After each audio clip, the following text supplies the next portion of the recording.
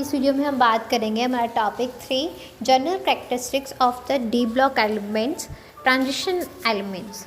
उसके आगे हमारा जो है 12th सब टॉपिक कैटालिटिक प्रॉपर्टीज़ के बारे में। सो डी ब्लॉक एलिमेंट जो है वो एक कैटलिस्ट की तरह एक्ट करती है, क्योंकि इनके अंदर एबिलिटी होती है कि ये एग्जिबिट करती है वेरिएबल ऑक्सीडेशन स्टेट को, जो प्रोवाइड करता है अल्टरनेटिव रिएक्शन पाथवे को विद लोअर एक्टिवेशन एनर्जी। और इनके अंदर कैपेसिटी होती है कि अनस्टेबल इंटरमीडिएट कंपाउंड्स बनाएं।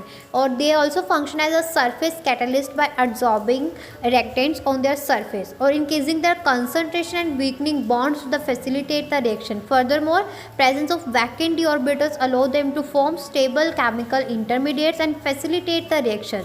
तो ट्रांजिशन मैटर्स जो हैं वो रेडली जो है वो चेंज कर सकती है their oxidation state by losing और एक्सेप्टिंग इलेक्ट्रॉन। ये लो करते हैं हमें कि ये जो है अनस्टेबल इंटरमीडिएट कंपाउंड्स बनाए विद रिएक्टेंट्स और एक नए रिएक्शन पाथवेज बनाए विद लोअर एक्टिवेशन एनर्जी और इंक्रीजिंग द रिएक्शन रेट। तो in a solid state catalyst transition metal जो है हमें प्रोवाइड करती है surface for reactant to absorb on to, और अब्जॉर्प्शन जो है इंक्रीज होती है।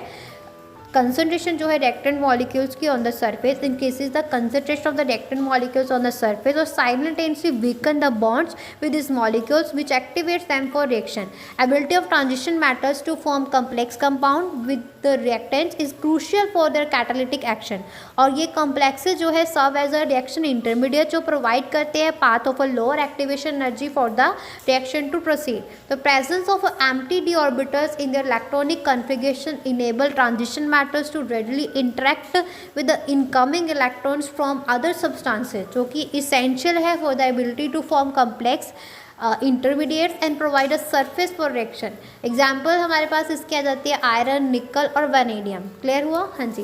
तो उसके बाद बात करते हैं हमारा 13th सब topic formation of interstitial compounds, उनके बारे में। तो इंटरस्टिशियल कंपाउंड जो है वो कंपाउंड्स होते हैं जो तब बनते हैं जब छोटे एटम जैसे कि हमारे पास हाइड्रोजन,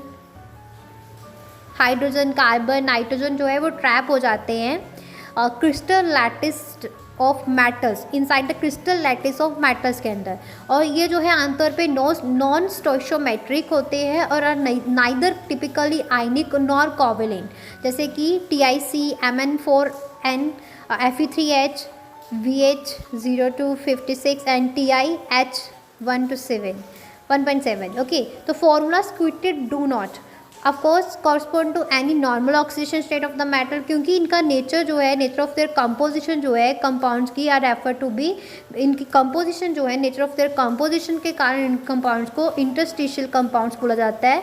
और principal physical and chemical characteristic जो है इन कंपाउंड्स की कि इनके अंदर इनका हाई मेल्टिंग पॉइंट होता है, ये higher than those of the pure metals, they are very hard और some borides approach diamond in hardness, they retain metallic conductivity, they are chemically inert। Clear हो गया? हाँ जी। उसके बाद बात करेंगे 14th और लास्ट सब टॉपिक के बारे में, एलॉय फॉर्मेशन। तो एलॉय जो है ये ब्लेंड ऑफ मैटर्स जो प्रिपेयर किया जाता है जब हम कंपोनेंट्स को मिक्स करते हैं। तो एलॉय जो है ये होमोजीनियस सॉलिड सोल्यूशन है जिसमें एटम जो हैं एक मेटल के वो डिस्ट्रीब्यूटेड होते हैं randomly among the atom of other. तो कुछ एलॉय जो है वो तब बनते हैं जब हम atoms with metallic radii that are within about 15% of each other, क्योंकि सिमिलर रेडियाई और other characteristic of transition metals alloy are readily formed by this metals. तो एलॉय जो है so form are very hard and have a high melting points। तो best known are हमारे पास ferrous alloy, chromium, vanadium, tungsten, molybdenum, manganese जो है use किए जाते हैं स्टील्स की प्रोडक्शन ऑफ ब्राइटी में, स्टेनलेस स्टील में। और alloy of transition metals with non transition metal जैसे कि ब्रास, कॉपर और जिंक, ब्रॉन्ज, कॉपर और टिन का alloy are also considerable industrial importance. Clear है? हाँ जी।